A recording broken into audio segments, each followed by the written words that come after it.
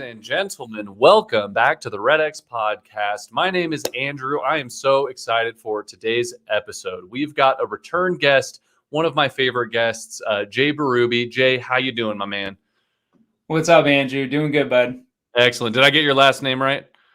Yep, you nailed it. Nailed it. Love it when that happens. Excellent. Well, Jay is joining us today to talk about so many amazing things. We're going to be talking about some amazing information and insights about how to attract the right clients in 2022, right? It's the end of the year. We're wrapping up. I think a lot of agents are wondering, we've had such a crazy year in real estate. What's going to happen next year? How should we prepare, right? Is it going to be as crazy as it is this year? We're going to talk about so many amazing things like getting a well-rounded lead gen strategy in place, defining your leads, diversifying those leads, and then finding a superpower that you can use to attract the right clients. So we'll get into all of that in just a minute here. First, a little housekeeping. As always, this is a participatory event. So if you are joining us live on YouTube, on Facebook, wherever you're at, please, if you have any questions for Jay, chat them in and we will do our best to get those answered. I'll pass them along. We'll show them on screen here.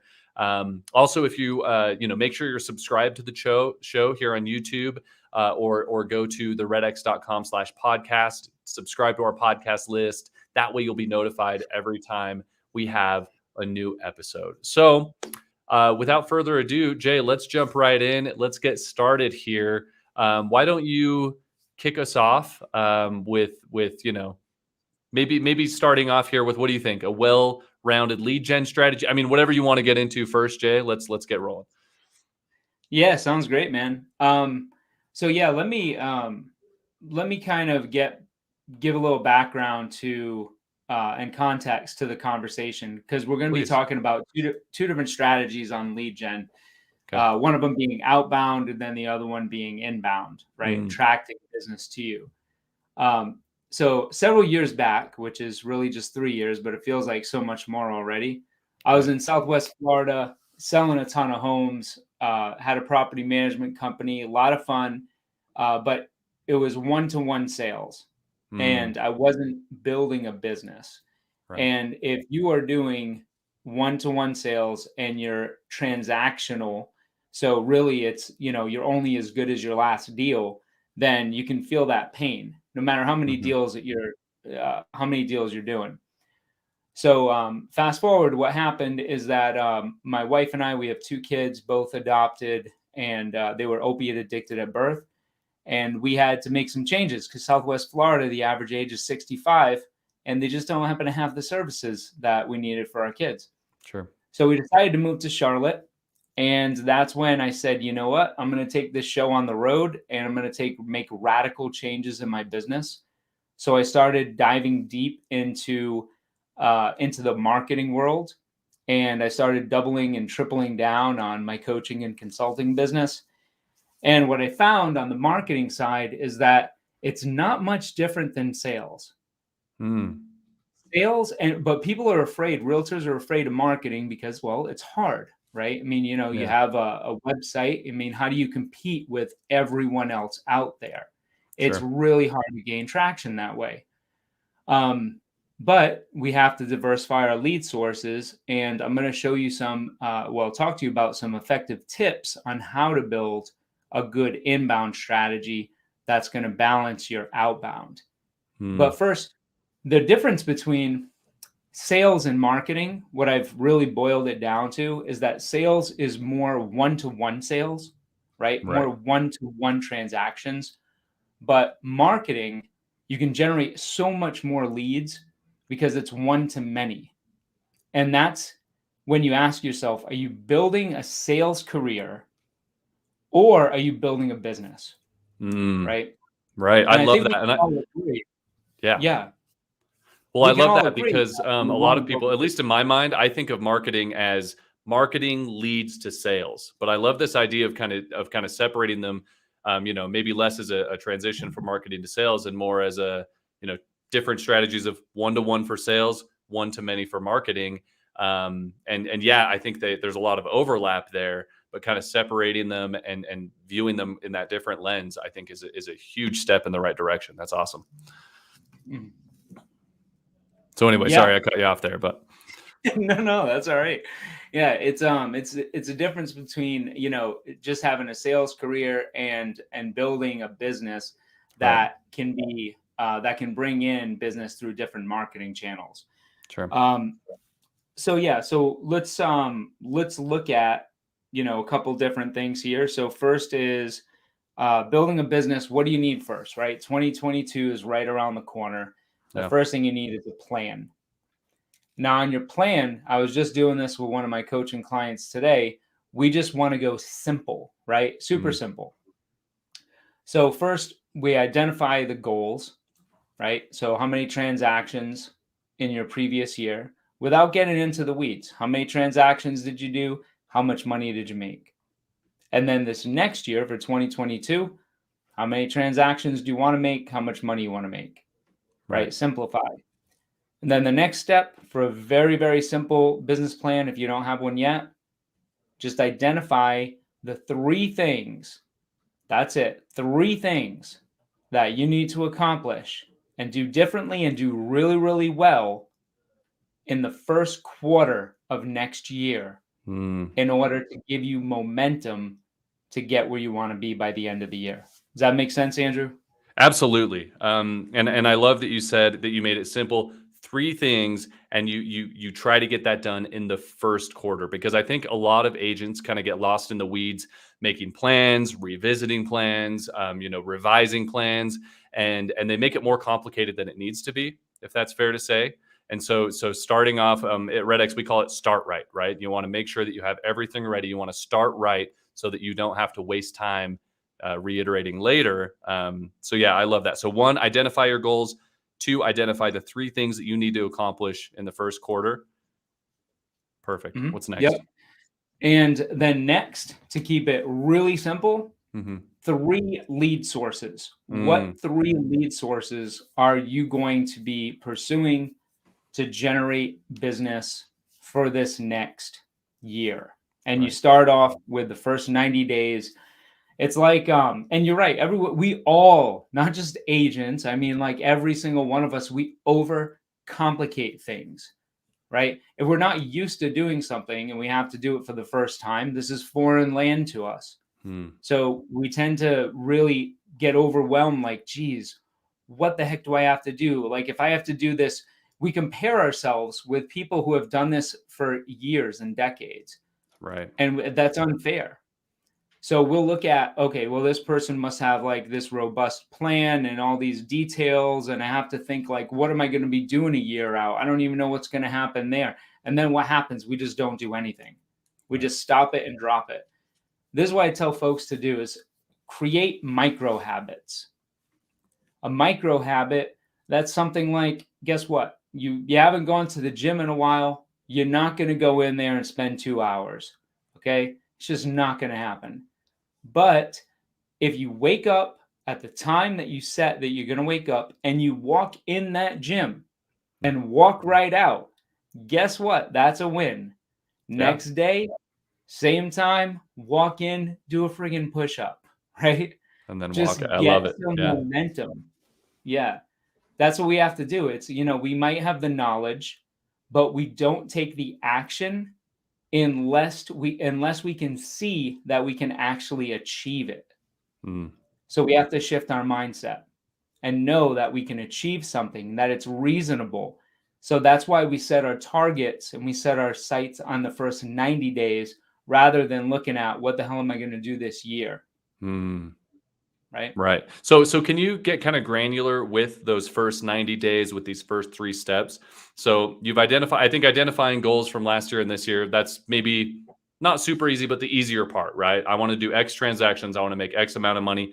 Can you break down identifying maybe 3 things if someone listening is confused or doesn't know where to start? What 3 things are, or maybe 5 or 6 things are good to accomplish in that first quarter or are good goals to set? Yep. So I'll give you the example from a coaching client that I was just on with, and the 3 things that we went through with him that Perfect. are pretty much universal for most agents. This is something that every agent has struggled with in the past or struggles with right now. Hmm. First one, the big M, baby, mindset. Yes. Mindset.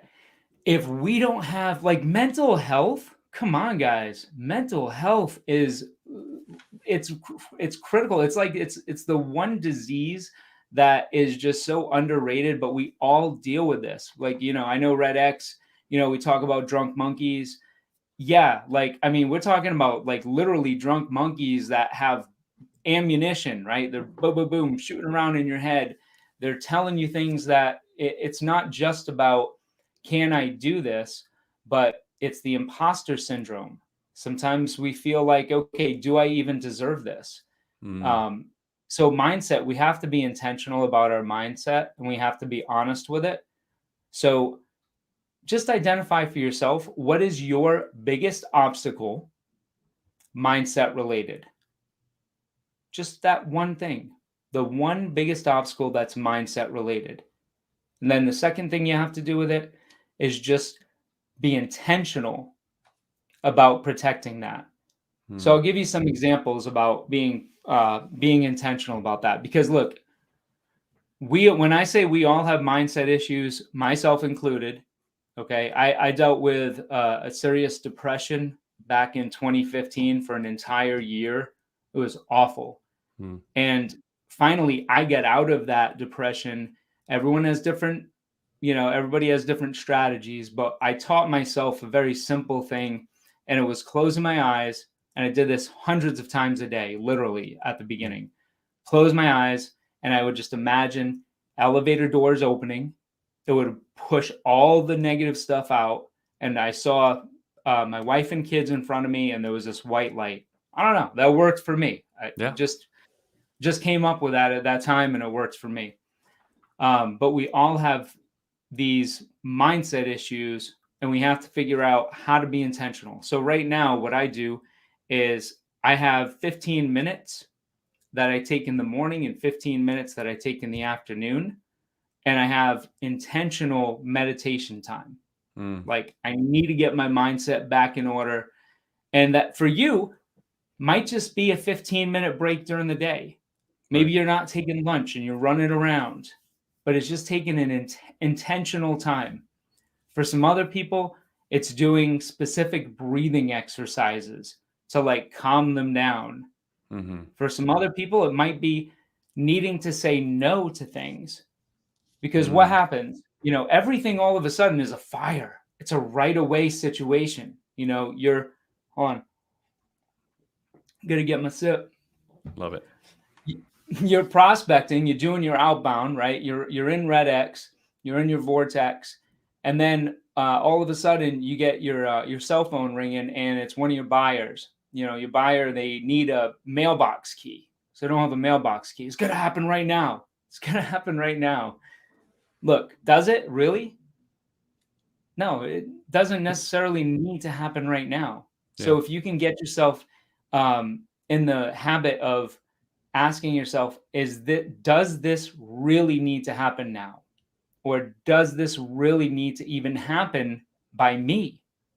Right. All of these things affect our mindset because we get overloaded with tasks, overloaded with overwhelming feelings that we're not good enough and that we're not going to be able to survive because we're on the real estate roller coaster. Right. So yeah, that's well, mindset back to your related. point about being intentional is if you can be intentional up front about, okay, if there are distractions that come my way, if someone needs a key, if someone needs something right now, being intentional ahead of time about saying like, okay, when that comes up, I'm going to deal with it in this way. Then exactly how it's going to happen, how it's going to play out. And I think in time, you'll teach yourself that, if you have to push something off to later, if you have to be intentional about setting something up later, it's not the end of the world, right? Because I think maybe that's where a lot of people's minds go is, oh, if I don't take care of this now, end of the world. I'm going to disappoint someone. I'm going to upset someone. Not always the case. And it's good to teach yourself that. So I love that, Jay. So for the first 30 days, first thing you talked about, mindset, being intentional. What's next? Yep. Next thing, which for the coaching client I was just on with, it was database related, right?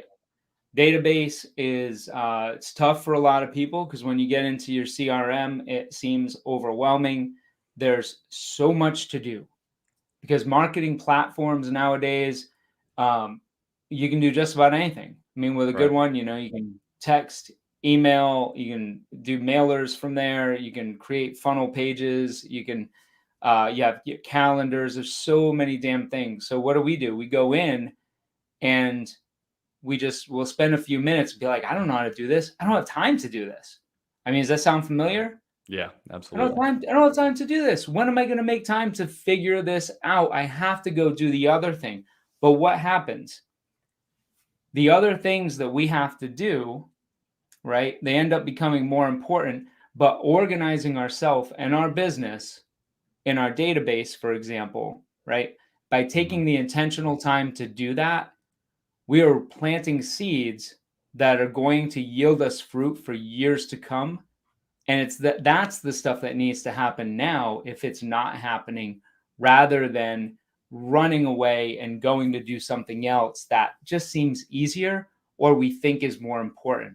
So that's how Right. that's how database and your systems relate to your mindset as well, and leveraging the activities that you don't need to be doing at that Absolutely. time. And I think in the grand scheme of things, taking a few hours in 1 or 2 weeks to learn how to master your database, like you said, is going to plant the seeds that will pay off for years and years to come, right? If you want lasting repeat and referral business, you have to nurture your database and you have to figure out an effective, efficient system to do that. So that's Mhm. fantastic. All right, what's number 3 here? Well, the third thing is your lead source. Mm, I've heard the terminology from one of your coaches before, talk about lead stack, yep. and that's a term that I've adopted since. And your lead stack is not just with your outbound prospecting, but it's your lead sources, where you're getting your business from. And Yes. this goes back to asking yourself, are you building yourself a sales career, or are you building Mm, yourself a business? right. Huge difference. And when you build a business, you look at any company out there that's successful, they have marketing channels, they have sales pipelines and processes. Now, we don't have to be complicated like that. We can do things simply, right? Mhm. And it really is just honing in. What are you going to be doing? What lead source are you going to add in? So maybe you're calling your client, your past clients, and possibly working for sale by owners. So what other lead generation source are you going to add, and what is the strategy for that?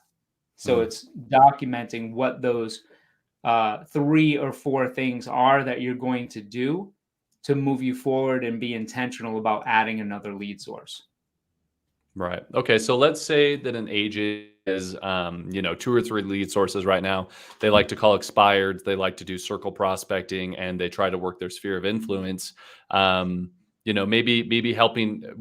How do you think they should organize that, or maybe what's another one that they should add, or maybe where should they kind of draw back and say, okay, I'll focus more on these 1 or 2 before I get comfortable enough to add more. Yeah. So yeah, the first thing is certainly making sure that you have your systems tight, and Hmm. that the lead sources that you're pursuing right now are yielding you good results. Right. You know, Don't spread yourself too thin. Right.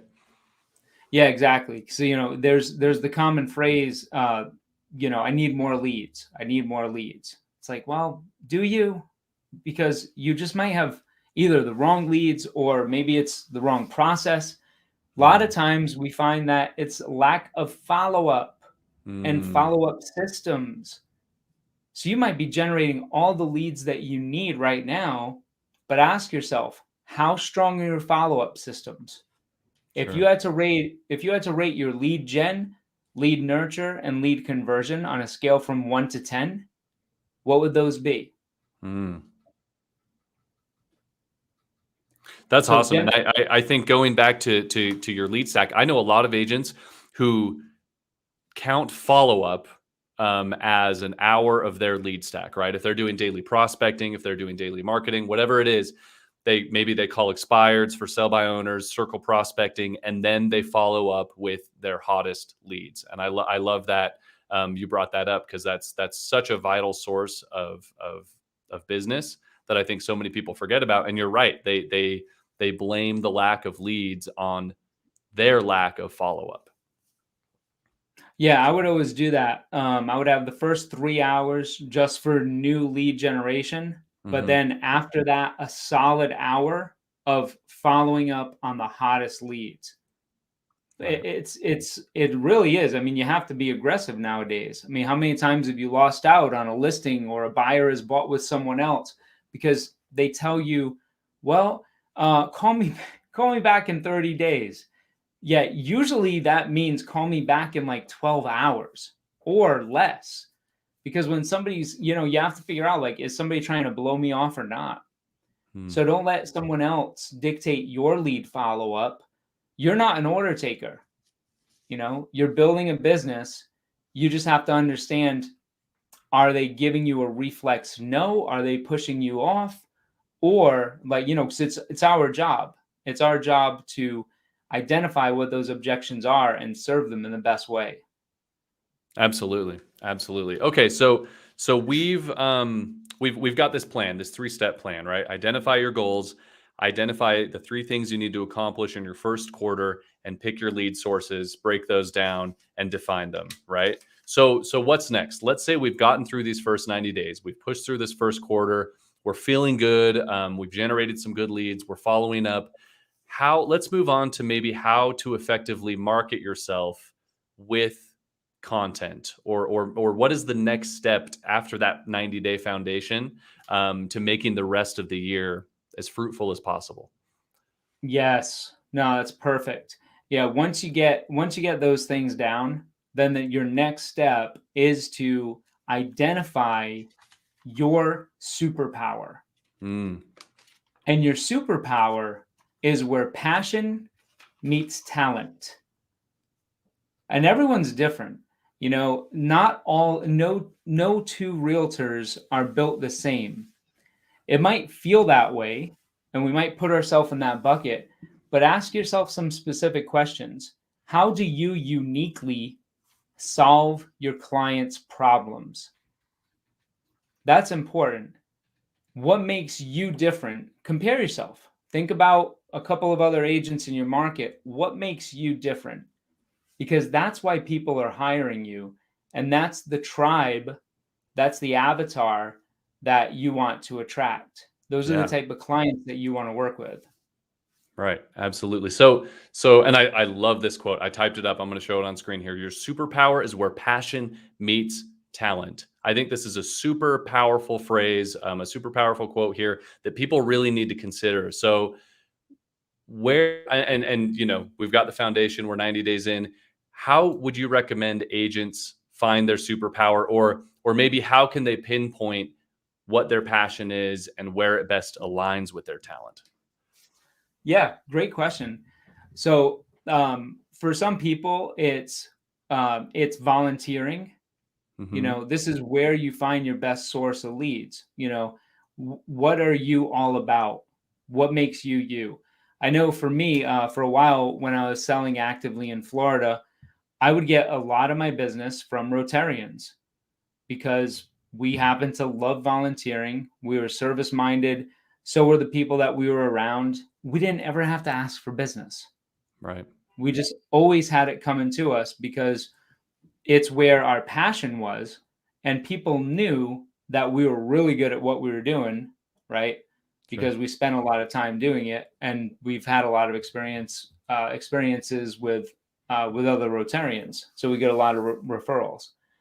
Other ways of passion are in your community. A lot of people love throwing events. See, I was never one of those people that wanted to have a bunch of pumpkin pies, give out a bunch of pumpkin pies during Thanksgiving. Sure. But some love doing that. Guess what? You got to let people know. Let people know, that baking is your superpower. You love baking. Position yourself as the baking agent, right? The pumpkin pie queen or king. Whatever your superpower is, where passion meets talent. You like to golf, you're really good at golf, you're good at networking when you golf, position yourself as the golf expert. Right. If you're someone who likes to go around and experience new restaurants in the area, and you want to let other people know about that, right? Just start going out to new restaurants, recording yourself when you're at those new restaurants, and start being the ambassador for new businesses. And you'll find so many different ways to generate leads through that, just by connecting people. Yeah. So usually that type of person is a connector. So if you identify what your superpower is, it really will come naturally where you end up spending your time. Absolutely. And it's, yeah. And I love what you said there about naturally where you spend your time, right? What do you enjoy doing in life, in or out of real estate? And how can you creatively tie that into real estate and tie that into your real estate identity? Because I think that's what so many agents love about their jobs, right? Real estate agents who are really happy and passionate with their job, it's because they've found a way to basically do their hobbies and do what they love and do real estate along the way, right? It's almost like having fun when you go to work for a living, right? So where passion meets talent. Fantastic. Yep. Yeah. Most of us get into the business because we have this bug for wanting to talk to people and being around people. And that's great. So do that a lot and really Right. take it to that next level so you can be around the people who you want to do business with and really double down on what that specific niche is, with the specific target market that you want to dominate. And then that ties into the content you make, right? Like you said, I'm the baking agent, I'm the golfing agent, I'm the events agent, maybe the family oriented agent, whatever it looks like, that can tie directly into the marketing content so that you create this identity, you create this brand for yourself and use that to reach out, help people, and even nurture your database and follow up with people. So, Yeah, absolutely. So I'll give a really, really easy tip to implement for sending out content to your database consistently. Okay. Once awesome. you identify your superpower, right? Something that Mhm. you really enjoy doing, well, it's pretty damn easy to talk about it, right? Or Yeah. write down bullet points. And look, if you're scared of video, fine, right? I'll let you off the hook. But you really should be doing at least like just a 60-second video with these things. Think about any topic that is related to your superpower and relevant. Mm. And then all you do is just think about 5 bullet points, 5 things. That's it. And if 5's too much, 3 bullet points. Shoot a 60-second video on it and send it out. That's it. Simple. Simple. Or you take those 3 bullet points and you write 3 sentences or 4 sentences about them. It's simple. So if you have, I noticed in there, local ski club, 400 plus members, right? Mm. So Larry, if you have something that recently happened in the ski world or a recent experience of yours, right? Maybe it ties into real estate, maybe it doesn't, but people would be interested in hearing about it. Just think of 3 bullet points, send out an email with just a few sentences or a short video, and it's just consistent content that you're sending out. It doesn't have to be complicated. It just has to be consistent and authentic, not compliment. Absolutely. Not And I think the more interested you are in something, the more authentic it comes across, right? If you're an agent who loves to camp, you can send out, this video about the best way to cook a s'more, how to roast a marshmallow, the best tents to buy in 2021, whatever it is. If you're an agent who loves to garden, where to plant the garden, all the different things. I think pick your hobby, pick your passion, find that superpower, and then you're right. Break down what you love about that specific hobby, about that specific superpower, and put it in the video. The video can even turn into a newsletter. It can turn into a Facebook group. It can turn into so many different avenues for you to market yourself. That's fantastic, Jay. I love that. It can turn into a lot of things, but don't think about those things. Just think about the one thing. Right. Send it out in an email, right? Mhm. We get caught in the weeds too much about like, how do I repurpose content? How do I have this elaborate content plan? Like, geez, how am I going to do? Yeah, no kidding. It's overwhelming. Just send out an email, Sure. Start slow, just get consistent.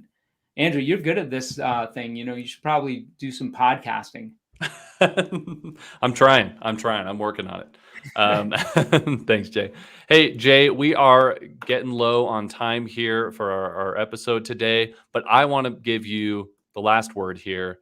We've talked about so many amazing things. So please, if anyone is catching the replay of this, if anyone missed the first part of this episode, you want to catch back up, please do. So we've talked about identifying goals, what you want to accomplish, right? The first 90 days, and then finding your superpower, finding where your passion meets talent, and using that to market yourself. Anything else you want to leave with our audience today, Jay? Yeah, I would say on the marketing side, right? It's very simple. It doesn't have to be overcomplicated. So funnels, right? Business Okay. funnels, bringing in leads, marketing funnels, right? Just think A, B, C, D. That's it. A, B, C, D. Attract, build, and convert, right? Same thing as sales. You're attracting new business, right? Attracting leads to your superpower, who you are. You're building relationships with them by nurturing them. And then you're converting them into leads or converting them into new business. The D is driving the traffic, right? That's with your content. That's with everything else that you put out.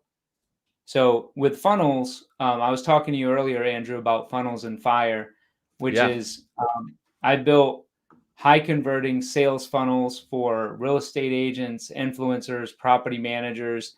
And we've taken a lot of that content and we've built out a company that we've just recently launched, and we're bringing this to the real estate world.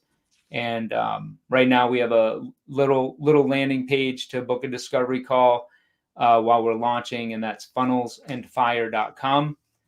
And we're really excited about it because we're helping tons of real estate agents generate more leads and more sales through marketing efforts. So it's a lot of fun. Awesome. And I think that that's a great way to integrate what we've talked about throughout this whole episode of finding your passion, finding your superpower. And then this is a really tactical way of doing the marketing, right?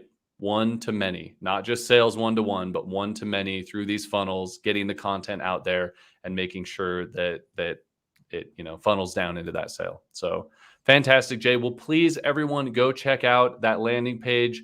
Like Jay said, it's still up and coming, but at least that way they'll get on some email lists and they'll get some more information when it comes, right, Jay? Yep. We had someone who wanted us to repeat A, B, C, D. We've got it up on screen here: attract, build, convert, and drive. So amazing there. Glenda, if you want to rewatch this episode, you can catch it on YouTube where you're at right now. You can catch it on Facebook, wherever you need to. Jay, thank you so much. Thank you so much for joining us. This has been such an amazing episode. I can't wait to have you back on. And we'll be in touch about that. For anyone who is watching who wants to see more from Jay, just Google the REDX podcast with Jay Berube. We have so many other episodes. Is there any other content you want to direct them to on your end, Jay? Nope, nothing for now. All right, sounds good. Well, we will get people watching some of those other REDX podcast episodes. So thank you again, Jay. I've got just one last announcement for our audience today. Today's episode will be the last episode of the REDX podcast that I will be hosting. I'm headed on to explore some new opportunities outside of REDX, but I just wanted to thank the audience. They've been, and thank all of our amazing guests like Jay, who I have interviewed, for making this such a wonderful experience for me. I'm going to miss it, but we have plenty of good things in store. The podcast is going to keep on going with our other hosts like Haley and Robert, maybe some new faces down the road. So please, please, please like and subscribe on YouTube, follow us on Facebook, and tune in every Thursday for new episodes at 1:30 Mountain Time. That's 3:30 Eastern. Jay, thank you again for joining us today and sharing so much valuable information. We will see everybody else next Thursday. Sounds great. Thanks for having me. See you guys. See you later.